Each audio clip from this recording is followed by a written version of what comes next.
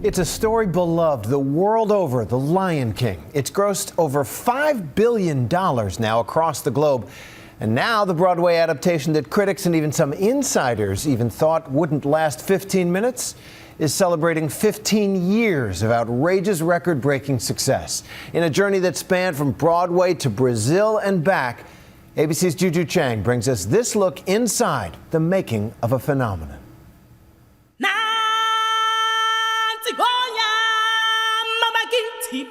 That haunting Zulu call and the menagerie of puppets that follow has enthralled audiences the world over.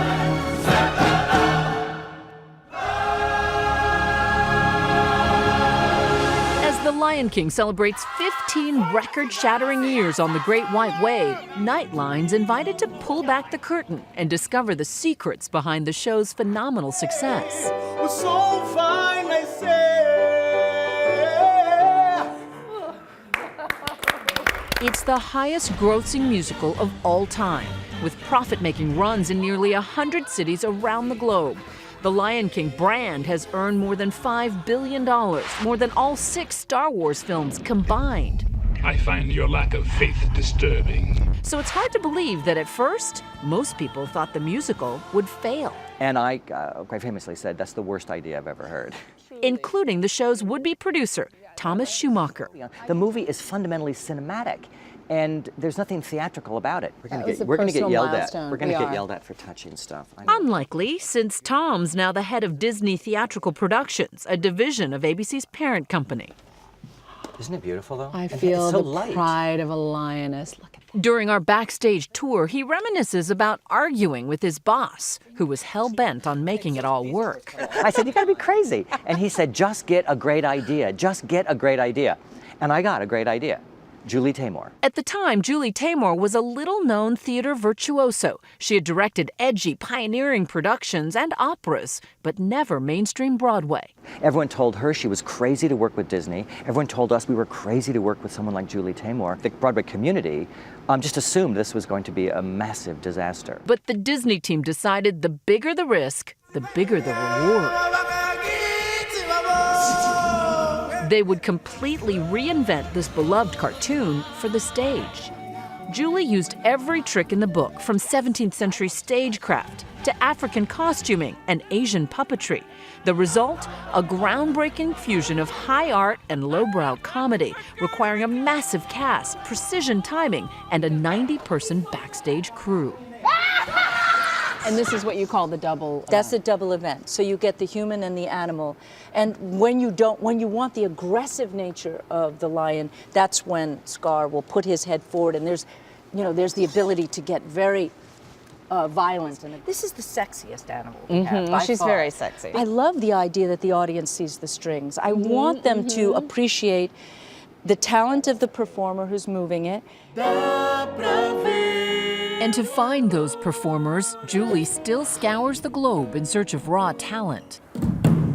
Give him the cue right before Scar. Hakuna Matata. In Sao Paulo, we get a rare glimpse inside a casting session. Brazil is the 16th country to stage a Lion King production.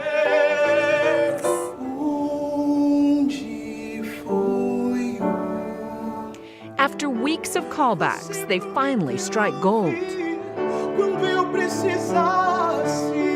Tiago Barbosa, a 27-year-old plucked from the slums of Rio, brings down the house with Simba's most emotional number.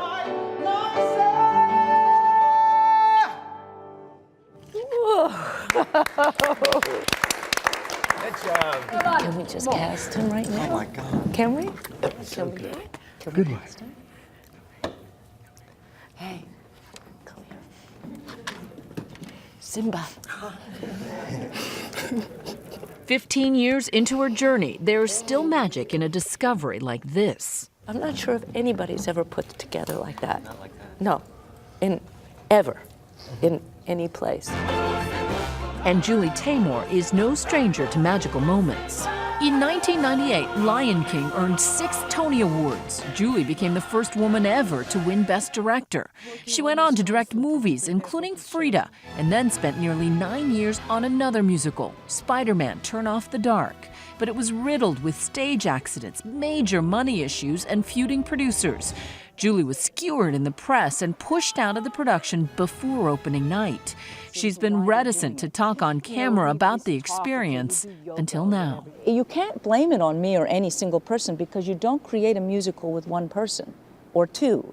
Her famous partners, U2's Bono and The Edge, accused her on Nightline of being too close to the project to see its major flaws. Would you agree with that assessment? No, I wouldn't. It is very hard to create experimental, break ground, try to do something that's never been done when people are going to constantly second guess it. The show that's there is the show that I created over 8 years, minus some of the depth. And after significant retooling, it's a show that's become a huge hit on Broadway. Julie says that's due in part to her early vision. Big risk, big reward. It's the lesson she learned from Lion King.